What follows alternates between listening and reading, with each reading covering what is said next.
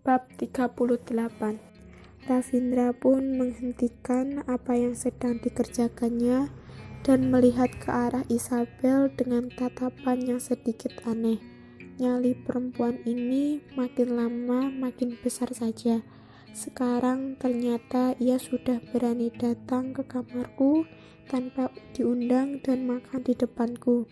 Setelah Isabel memakan 1 sendok makanannya, ia mengangkat kepalanya dan melihat ke arah Ravindra.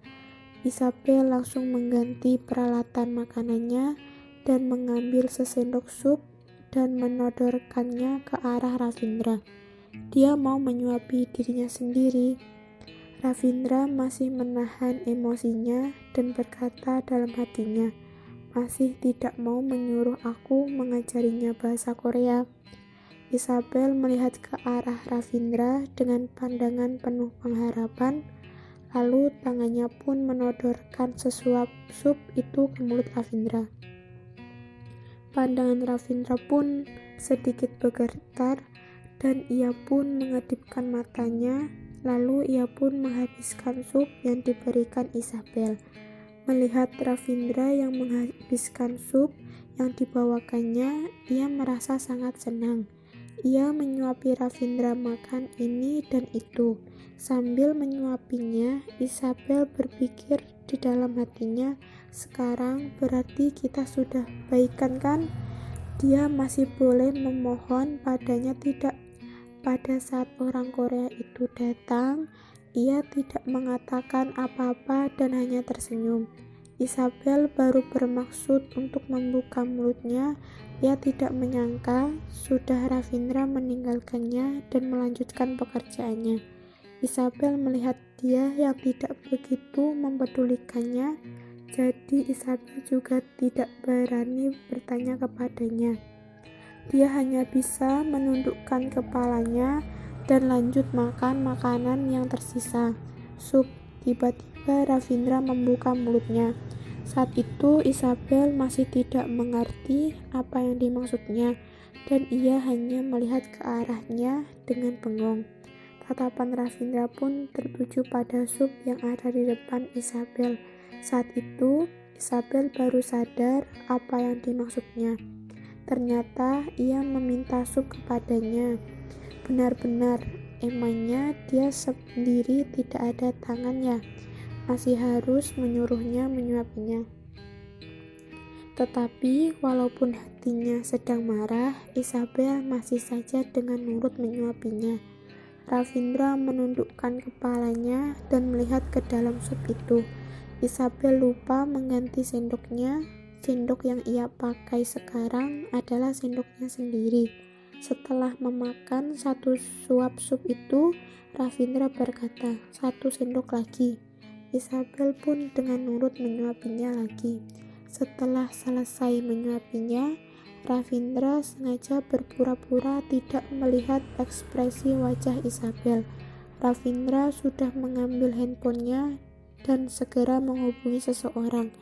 Dokumen pembelian dari perusahaan Tunas Bumi, cuman tugas gampang seperti ini saja tidak bisa dikerjakan.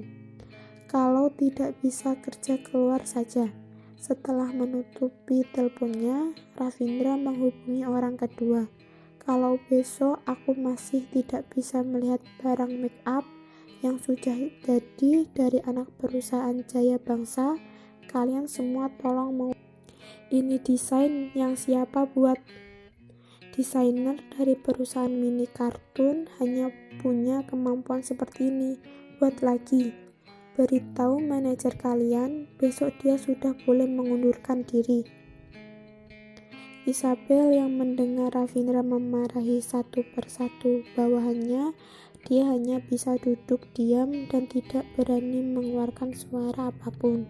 Sudahlah, kelihatannya hari ini ia sudah tidak ada kesempatan untuk menyampaikan hal itu kepadanya. Jadi, bagusan ia balik dan belajar bahasa Koreanya baik-baik. Isabel pun duduk di sofa itu dengan sangat sopan, lalu mengambil buku pelajaran Koreanya, lalu mulai menghafal kosakata yang ada di buku itu dengan susah payah. "Annyeonghaseyo, kamsahamnida, oppa, sarangi." Tangannya yang sedang mengetik keyboard itu pun terhentikan. Pas sekali ia melihat Isabel yang sedang menghafal kosakata dari buku bahasa Korea yang paling dasar itu dengan susah payah. Benar-benar perempuan yang sedikit bodoh. Jelas-jelas ia sangat ingin mengajarinya bahasa Korea. Hanya saja ia gengsi untuk membuka mulutnya. Dengar-dengar dia baca apa? Semuanya berantakan, itu bukan bahasa Korea. Sudahlah, melihat tadi ia yang otomatis menyuapinya makan, kali ini ia juga otomatis sendiri yang mengajarinya bahasa Korea. Isabel sedang menghafalinya dengan susah payah. Tiba-tiba ada sebuah tangan yang langsung mengambil buku yang ada di tangannya itu. Ravindra langsung berbicara dengannya dengan bahasa Korea. "Nada bicara ini siapa yang mengajarimu? Kalau kamu bicara seperti ini, buat aku malu sekali. Sini ikuti aku baca, biar aku benerin nada bicara kamu dulu." Isabel pun menurutinya. Dia mau ngapain? Dia mau mengajarinya bahasa Korea. Sekarang waktunya sudah tinggal sangat sedikit. Kalau belajar pun ia sudah tidak sempat, tetapi ia hanya menganggukkan kepalanya dan menurutinya. Biarkan dia mengajarinya. Dalam waktu yang sangat mepet, Ravindra menggunakan bahasa Korea yang sangat bagus dan berbicara dengannya. "Sebentar, arti dari kata yang kamu katakan tadi itu apa? Hei, kamu bisa ngomong sedikit lebih pelan tidak? Aku sama sekali tidak mengerti."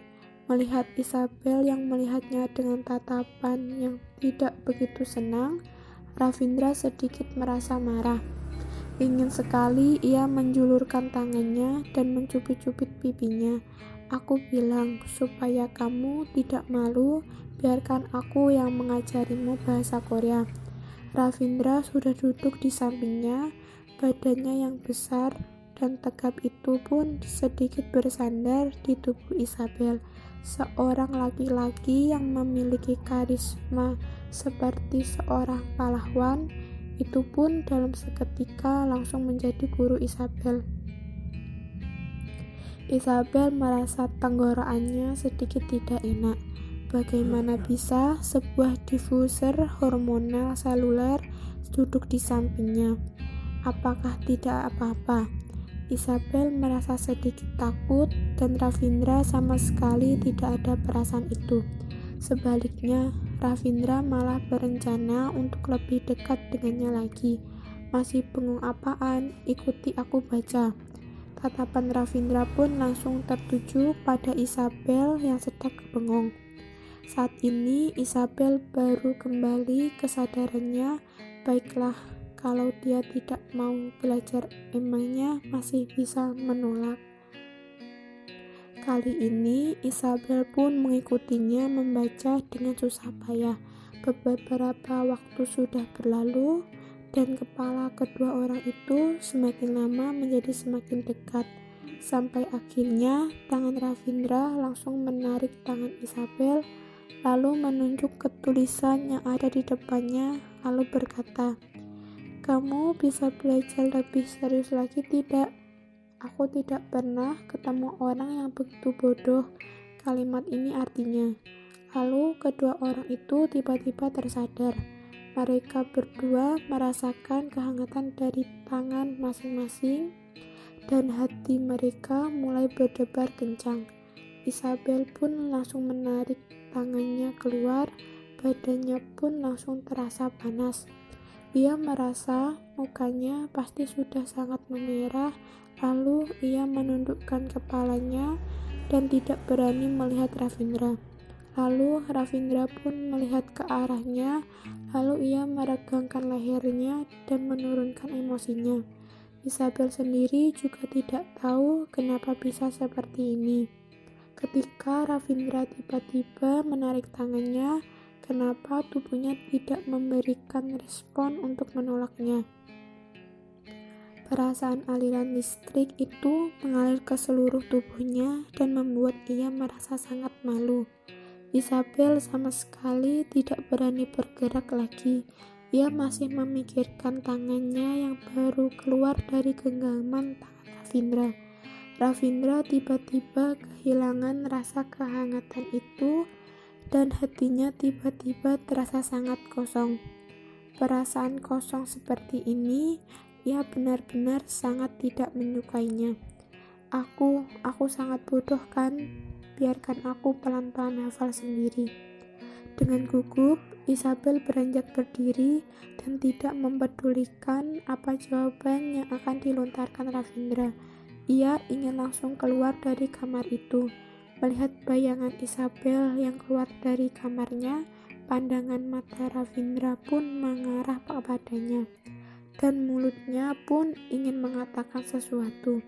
Isabel pun sudah kembali ke kamarnya dan ia langsung duduk di atas kasurnya dan kesadarannya masih saja belum kembali.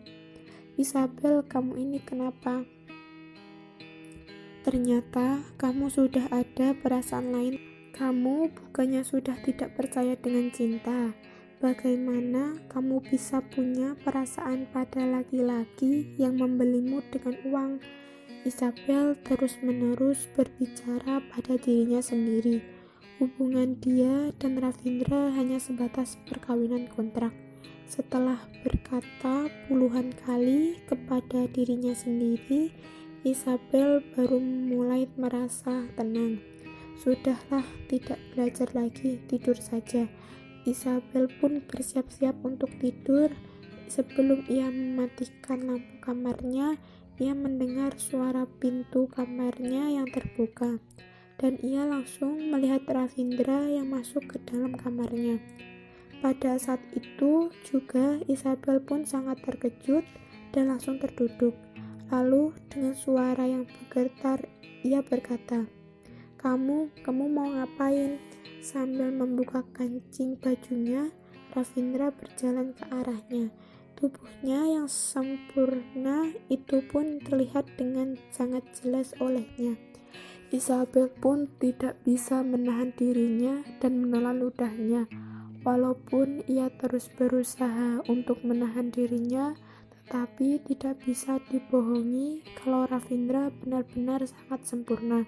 Tidak ada kekurangan sama sekali. Bukan hanya wajahnya yang sangat sempurna, pekerjaannya juga sangat sempurna, karismanya juga sangat sempurna, pendidikannya juga sangat sempurna, tubuhnya juga tidak ada kekurangan sama sekali, hanya saja karakternya agak sedikit aneh. Selain itu, ia sangat sempurna. Tetapi seorang lelaki yang sangat sempurna seperti itu datang ke kamarnya dan membuka kancing bajunya di hadapannya. Ini dia mau ngapain? Ravindra tidak tahu dengan isi hati dan apa yang sedang dipikirkan Isabel. Dia selama ini tidak pernah peduli dengan penampilannya. Hanya saja banyak sekali wanita yang ngiler dengan wajahnya. Alasan kenapa ia bisa menyukai Dina adalah karena pada saat itu hanya Dina satu-satunya wanita yang tidak tergiur dengan wajahnya. Tetapi sekarang ia tidak begitu peduli dengan wanita yang ada di depannya ini, yang sedikit tergiur dengan tubuhnya. Memang benar kalau Isabel menelan ludahnya, tetapi dalam beberapa saat saja ia sudah bisa mengontrol perasaannya. Lalu dengan sangat gugup ia berkata kepada Ravindra, Aku sudah mau istirahat. Tentu saja, aku mau ganti pakaian. Emangnya kamu sedang memikirkan apa? Ravindra pun langsung membalikkan badannya dan mengganti pakaiannya, lalu membuka lemari bajunya dan mengeluarkan jas Armaninya. Ganti baju? Malam-malam begini ngapain dia ganti baju? Isabel sedikit bengong. Kamu mau pergi kemana? Ravindra membelakangi Isabel dan jarak mereka juga lumayan jauh. Isabel hanya bisa melihat dan memastikan kalau tubuhnya sangat sempurna, tetapi ia sama sekali tidak bisa melihat perasaan yang sedang dirasakannya. Iya, aku mau pergi menemui klien. Ravindra segera mengganti pakaiannya. Mendengar Ravindra ternyata mau keluar rumah, Isabel pun merasa sangat lega. Kalau tidak, ia benar-benar tidak tahu harus bagaimana tidur di kamar yang sama dengan Ravindra. Ada yang ingin kamu sampaikan padaku? Ravindra mengerutkan keningnya dan melihat ke arah Isabel. Isabel berpikir sebentar, lalu dengan terpatah-patah ia berkata, jangan minum terlalu banyak, cepat pulang ke rumah. Walaupun kata-kata ini sangat simpel, tetapi di telinga Ravindra kata-kata ini terdengar sangat hangat. Sudah tahu. Ravindra pun berjalan keluar dari kamar. Ia sudah selesai mengganti pakaiannya, lalu ia pun melihat ke arah Isabel dengan wajahnya yang penuh dengan karisma. Hati Isabel sebenarnya terasa tidak begitu enak. Ia memakai baju yang membuatnya begitu tampan, ditambah lagi ekspresi wajahnya yang bahagia. Kelihatannya ia mau pergi ketemu orang penting. Kamu cepat tidur. Ravindra mendengar Isabel yang sedang berbicara sendiri, dan ketika ia berbicara kepada Isabel, ekspresi wajahnya juga menjadi sedikit lebih serius. Isabel pun terbaring di kasurnya dan menganggukkan kepalanya. Melihat Isabel yang begitu nurut, Ravindra pun melihatnya dan sedikit tidak sampai hati lalu berkata, mau ikut dengan aku tidak?